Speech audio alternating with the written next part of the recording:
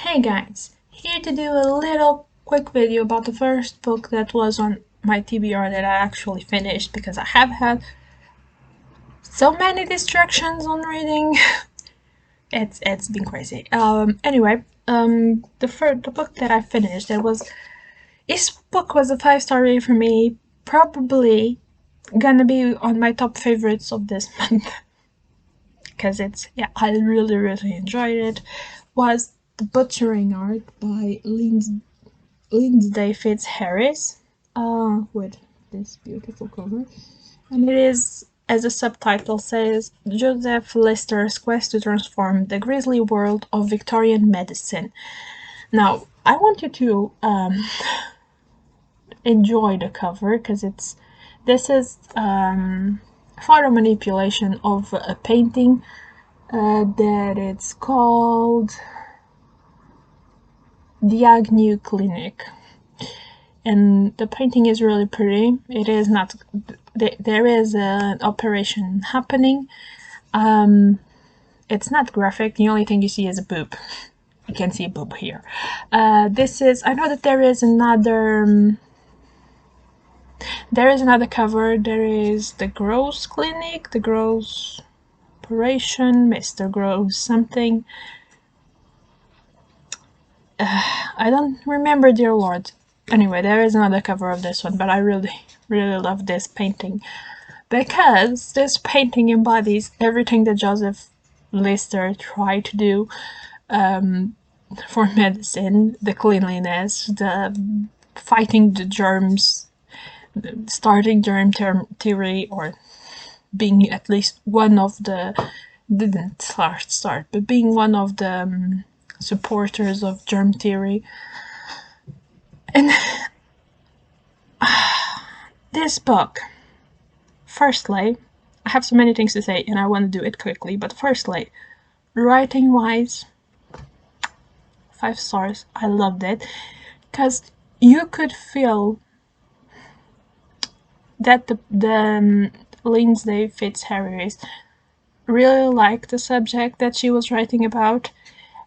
And this is a man that on its time got a little bit of a cult from his students and the people that work with him, that supported him, and he was he had that aura that attracts people, and at least people that are like-minded. And I'm not even know how to describe it. You know, when you see somebody that really knows what he's talking about and talks about it in a way that you can see that it knows what it's talking about and loves what it's talking about, and it can just pull you into that conversation in that world and just make you love it, even though sometimes you don't even care about it. But yeah, that's how, by the history, Joseph Lister was one of those people.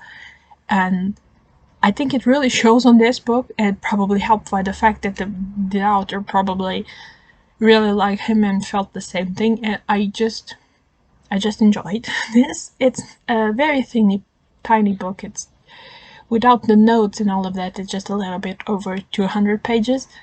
So there's probably a more in-depth biography of Joseph Lister, but I cannot tell you how good this is.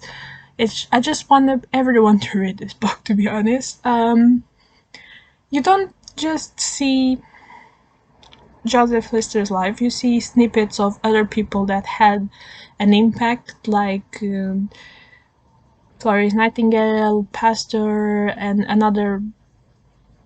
some other that the name is just under my tongue and I cannot remember, that have dealt with Joseph Lister and has impacted the way he saw things and helped them get to his theories and improving medicine.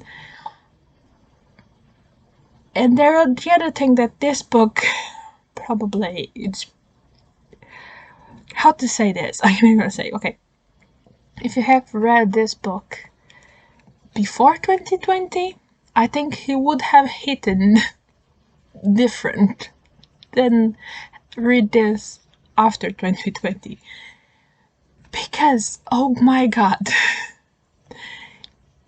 I mean, we aren't living on Joseph List as well, so we already know about germs and cleanliness, and that you probably should not go from patient to patient without even cleaning your hands or your instruments, or that you're probably gonna kill the lady that it's giving birth if you're gonna put your hand there after doing an autopsy and all of those things. But this man was trying to tell people to wash up and give evidence to people that washing up, cleaning, using a product, I think it was carbolic acid, using a product to wash up and doing thoroughly with all the care, taking time to actually do it and make sure everything is clean. And the reaction people had, instead of being like, okay, we're gonna do the effort and try to save lives, was, that's too much work, there is no proof, and I'm gonna just have us do what you say. And of course, I didn't do it properly, so it's not gonna work, so I have proof it doesn't work. After 2020, that hits differently.